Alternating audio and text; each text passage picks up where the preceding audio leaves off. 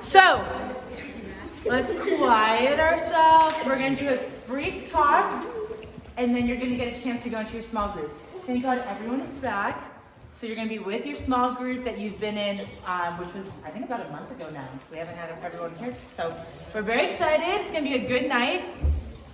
But tonight we're going to talk about defending others. And the first half of this year, we took a lot of time to learn about how to defend Christ. And now that we're actually almost halfway through the year together, we're going to change gears a little bit and learn how we can defend others. So how we can defend people in this room and beyond. So like I said, we began with defending Christ, and some of those topics for these Wednesday nights have been focused around that. Can anyone tell me, what have we learned so far about how we can defend and respect Jesus? Good job. Yes. Follow the 10 Commandments. Mm-hmm. Ava, did you have one? No. Either Ava? All right, Josh. Someone already said going to church every Sunday. Someone didn't say that yet, but you're right. Keep holy the Sabbath. What else have we learned about how we can defend and respect Jesus? Those are some good ones. Oh, go ahead. Follow the 10 Commandments. Follow the 10 Commandments. Yep, exactly. No, it's okay. We gotta be reminded. All right. So again, these are kind of the 3 takeaways that I want you to remember going forward. We've already talked about how to talk about him and to him, which we were just hearing. Not using his name in vain. Not gossiping or slandering against him the way we wouldn't want to do that with a friend or someone that we know. We want to respect him and venerate him, and we talked about doing that through genuflecting, through honoring him, through going down on 2 knees when we're in adoration. And then lastly, honoring him through the 10 Commandments, as some of you have already said. So what do we value? Can someone, maybe some people we haven't heard from yet, what have you put on those pieces of paper that I'm going to read in a minute? What do you value in your life? Call it out. Yeah? What else do you value? I was going to say my room. That's really weird.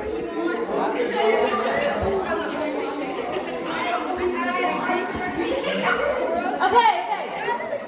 Hey. So this is the thing.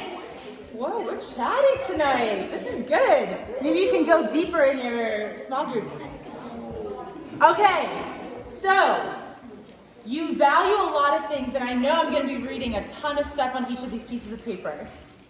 But sometimes the things we value may be over the people that we should value more. What am I talking about? So for instance, maybe we value our music.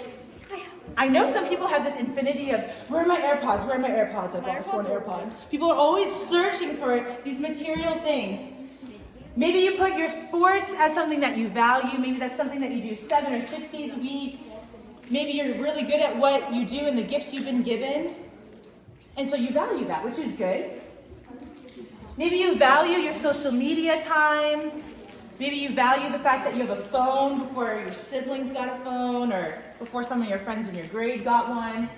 Or maybe you really value the time to be able to watch your favorite show after school or before you go to bed. These things that we value, again, they're good. They're inherently good. But sometimes we value them over other things. Okay. What would happen if we valued people just as much as we value these things? Let's think about it. If we only valued our time with our siblings a little bit more than scrolling for an extra hour, if only we valued listening to how our friend's day was instead of just putting our headphones in on the bus, I wonder what would happen. So we all have a call as Catholics, a call as followers of Christ, and I've thrown a couple of these quotes up on the board, which I gave your parents the same document if you want to look it over later, tonight or this week. But would someone like to read the first quote from the Catechism for me? Let's try to get someone I haven't heard from yet. No. Ava, this one's so easy. Go ahead, you got it. No. Catechism. All right, Em, go ahead. As the human race, we are all responsible for each other. God asks us to care for one another, most especially the poor. So, did you know that the person you're sitting next to, you're responsible for? All right, some of you know that. That's good. Cormac and Billy, did you two know that? You're responsible for each other. All right. Hey. Let me have your attention. We were built for community. And we've talked about this many times, even last year. We were built to be in community with one another. No one was meant to be alone. And when we recognize that we truly are brothers and sisters in Christ through baptism, then we can love the person, whether we like them or they are maybe a little annoying, we can still choose to respect them and value them because they are our sisters, our brothers in Christ. All right, Josh, do you feel like reading a second? Oh yeah. It is not bad to have possessions, nor is it bad to have money. What is most important is how we use what has been given to us, big or small, and the type of person we are. Thank you. So like I said, it's not a bad thing that you are involved with sports, that you have AirPods, that you have a laptop, that you have a phone, that you have social media. It's not bad, but it's a matter of where's the priority landing in the grand scheme of things. Is it going before family? Is it going before prayer life? Is it going before your relationships, your friendships? Jorge, do you feel like reading the third one still? We are part of something that is bigger than ourselves. We live in families and communities and are part of a society. Thank you. So when we recognize that our actions do matter, our words do hold worth, it makes us live just a little bit differently. So this is from Pope Francis's Brothers and Sisters to Us. He says, the world exists for everyone because all of us were born with the same dignity. What I'm trying to start us off with as we transition to finding the dignity and defending others is if we can come to the consensus that this is true, then we can catapult into these deeper conversations in weeks to come. I want you all to be able to recognize that the person to your left and to your right has dignity. I want you to recognize that the people who you see when you leave this building, when you leave this church, that everyone you encounter has dignity, whether you feel it or believe it or not. So, in every single stage of life, you have dignity. We all started as babies in our mother's womb, in our mom's bellies. We were all little babies when we were born. Maybe you find yourself as a teenager or a teen. Then you get to high school, and then eventually there's if you get a little older, like your parents' age, and then you jump to being older. Every single stage of life, no matter your age, or no matter how you're aging, matters.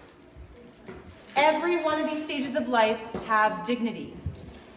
And maybe you're like, well, here, this has dignity.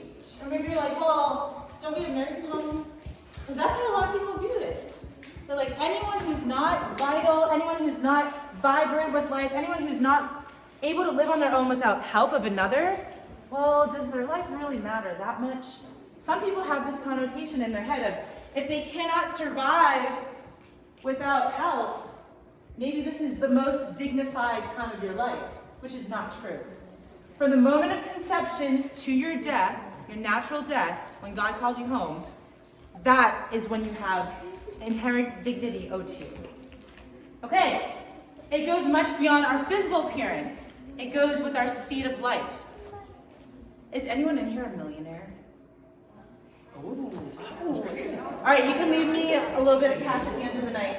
Okay, whether you're rich and you have the biggest home on Beverly Hills and you're driving your Range Rover and you've got all the Apple Watches in the world, or whether you're a child living in poverty in a third world country, or you're on the streets of Boston and experiencing homelessness, whatever stage of life you are in based off of your demographic, life choices, where it landed you, each one of these people still has dignity and deserves to be respected and upheld and defended.